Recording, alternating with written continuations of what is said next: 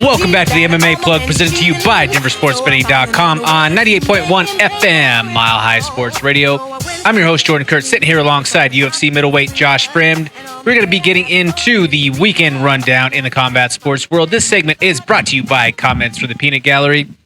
This weekend, we have the very first of the PFL Challenger Series. That's PFL Challenger Series 1 going down in Orlando. Josh, I love the fact that PFL is doing this. UFC already kind of does it with Dana White's Contender Series. Back in the day, we actually saw it was also called Challenger Series. Strikeforce used to do it back then. So I'm just a big fan of some of these prospect showcase or audition platforms, if you will, for these guys to the synonyms. Get themselves in. Oh yeah, yeah, absolutely. You know, and we've talked about it multiple times on this program. And if you haven't followed along, then we will let you know that our favorite going into this entire Challenger Series situation was Josh Silveira.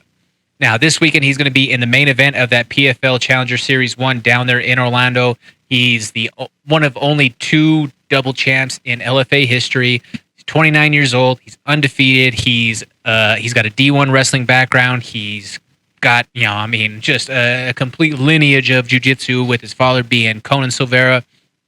He's taken on the toughest test of his career so far. Josh, he's taken on Muhammad King John Juma. Juma is a violent finisher. That is simply put. He's a pretty brutal brawler in a way. He's not very technical. I think Josh is definitely going to hold the advantage there. But when we're talking someone like King John and just talking about his reckless abandon and brutality, this is a guy who was on an 8-fight win streak, all by finishes. In his last fight, that streak was snapped over in UAE Warriors. He was disqualified for fish hooking an opponent. Now, like I say, how much of a savage do you have to be to fish hook someone in a fight?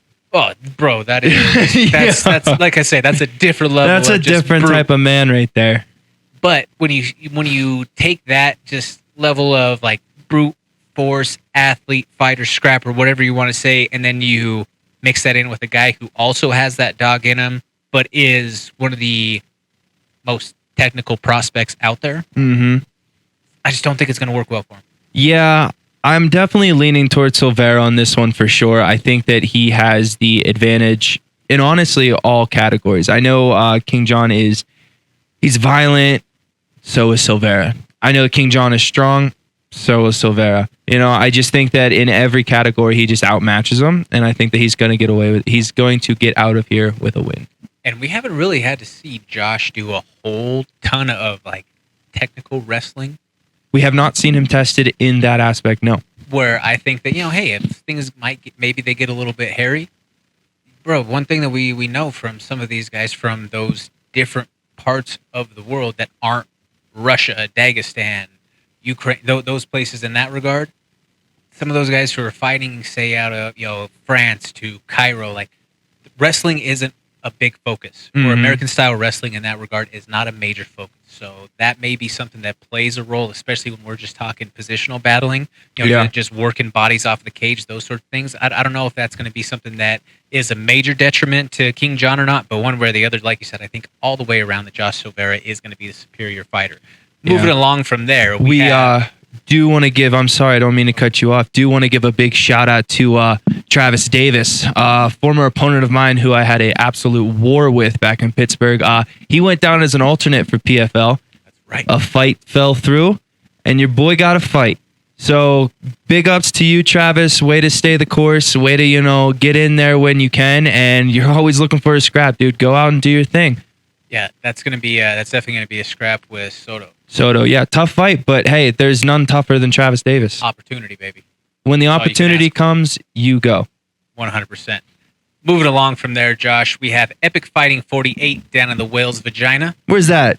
You stay classy, San Diego. You stay classy, San Diego. Danny is the man. Danny was waiting for that drop right there. That is why you are the best producer in the game right there. That's Danny Bailey, ladies and gentlemen. All right, following that, we have Titan FC 74 in Miami. Going to Miami. You have Ring of Combat 75 in Atlantic City. After that, we have Next Level Fight Club 13 out in eventually where I'm going to retire my life, Myrtle Beach, South Carolina. Future forecasting right there from you, or from Josh Fremd right there. You have XKO 55 in Dallas, Texas. And Rocket Combat Sports 8 in the VA, Combat Night Pro down in Tallahassee. and WFC 133 in IO. You have B2 Fighting Series back at it once again. Shout out to B2 Fighting Series, throwing a show almost every weekend right now. They're back at it in Kentucky.